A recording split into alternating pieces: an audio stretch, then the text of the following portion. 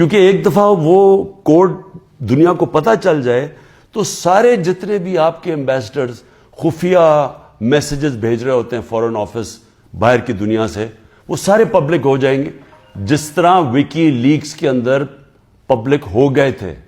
یاد رکھیں وکی لیکس میں امریکن ایمبیسڈرز جو ڈاکیومنٹس بھیجتے تھے، جو کمیونیکیشن بھیجتے تھے اپنے اسٹیٹ ڈپارٹمنٹ کو، وہ سارے پبلک ہو گئے تھے، اور اس میں کئی انکشاف ہوئے جس میں دیکھنے والا جو پاکستان کے اندر ہمارے سیاستدان وہ کیا باتیں کر رہے تھے ایمبیسڈر سے، وہ بھی دیکھنے والے ہیں کہ کتنے دوگلے تھے.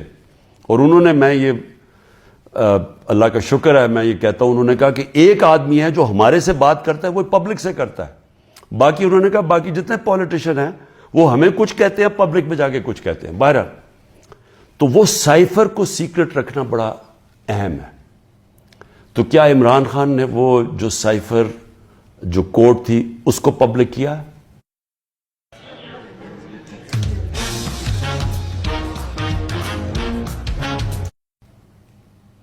اب یہ آپ سمجھ جائیں کہ جو سائفر آتا ہے فورن آفس کے اندر وہ کبھی کسی کے پاس نہیں جاتا، وہ صرف فورن آفس میں رہتا ہے، وہ چوری نہیں ہو سکتا، وہ فورن آفس میں پڑا ہوتا ہے.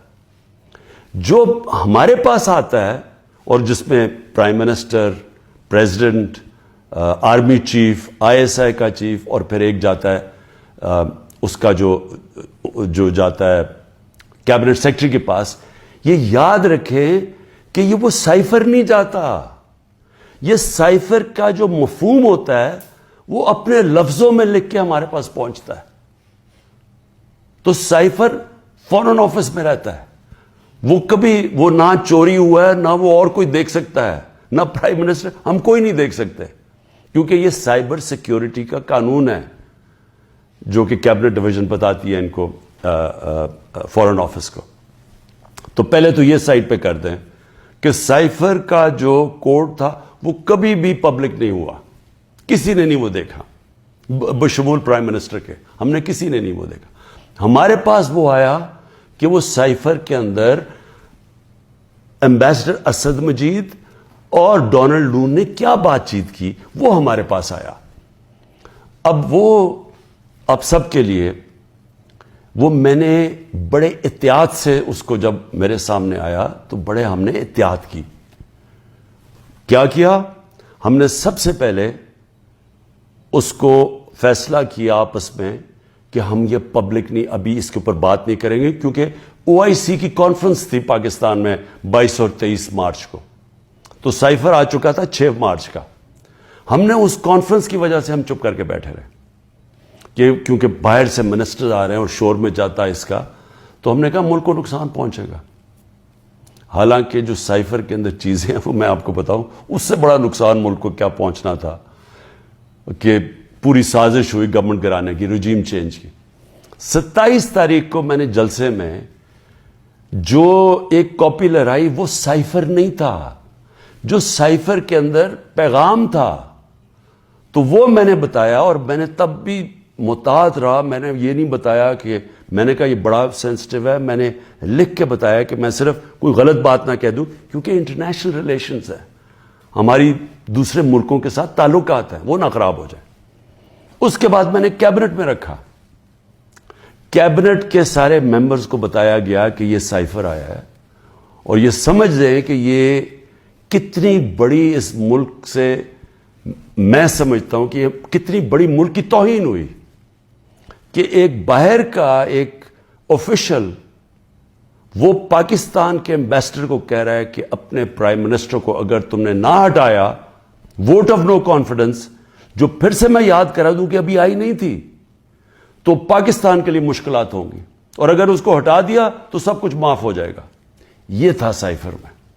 اور جو ایمبیسڈر تھے، پھر سے میں آپ کو بتا دوں، اسد مجید، انہوں نے لکھا اس میں کہ میرے خیال میں تمہیں اس کے امریکہ کے خلاف ان کو پروٹیسٹ کرنا چاہیے، ڈیمارش کرنا چاہیے کہ یہ کبھی اس طرح کی زبان استعمال نہیں ہوتی، ایسی دھمکی نہیں دی جاتی.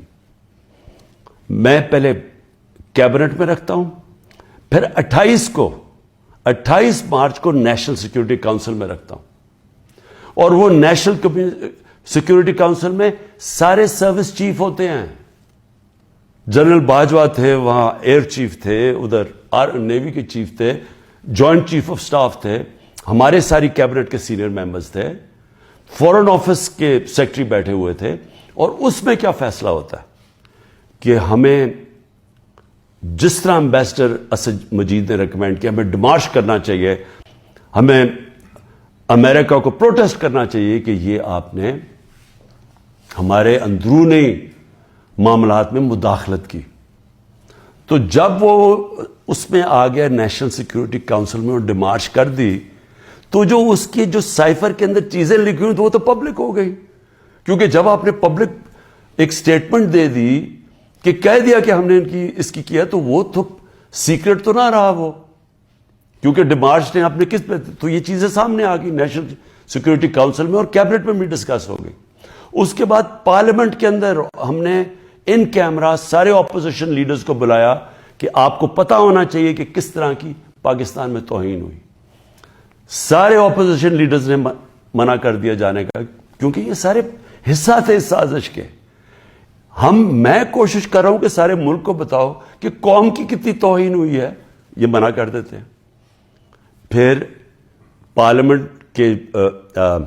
پارلیمنٹ سے جو اسپیکر ہوتے ہیں وہ چیف جسٹس آف پاکستان کو بھیجتے ہیں، اور میں بھی انہیں کہتا ہوں کہ اس کے اوپر انکوائری کریں کہ یہ جو مداخلت ہوئی ہے اس کے اندر پتہ تو چلے کہ یہ ہوا کیا، کتنی بڑی سازش ہوئی ہے کہ سٹی گورنمنٹ کے اوپر، الیکٹڈ پرائم منسٹر کے اوپر دھمکی ملتی ہے، اور پھر اس کے گورنمنٹ گرانے کی پوری تیاریاں شروع ہو جاتی ہیں، لوگ بھاگنا شروع ہو جاتے ہیں، الائز چلے جاتے ہیں. اور یہ پیغام کس کو تھا؟ مجھے تو پتا تھا پیغام کس کو ہے، جنرل باجوہ کے لیے پیغام دیا گیا تھا، کیونکہ اسی کے پاس پاور تھی نا گورنمنٹ گرانے کی، باقی تو کوئی پرائم منسٹر کو نہیں ہٹا سکتا تھا. تو اس کے بعد Make the leap. Bring what you do online with GoDaddy. Whatever your thing is, we've got the...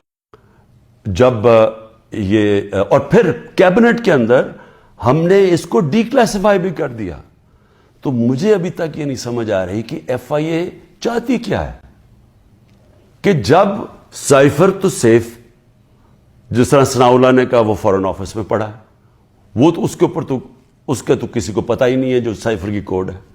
ہمارے پاس جو جس کو پیرافریز کہتے ہیں انگریزی میں لفظ، ہمارے پاس جو آتا ہے وہ تو اس کا مفہوم آیا تھا، اور وہ جا کے نیشنل سیکورٹی کاؤنسل اور کیبنٹ میں جب رکھا اور بعد میں ڈی کلاسیفائی بھی کر دیا، تو وہ تو پھر ایک سیکرٹ ڈاکیومنٹ نہیں رہا. اب اصل چیز پہ آ جائیں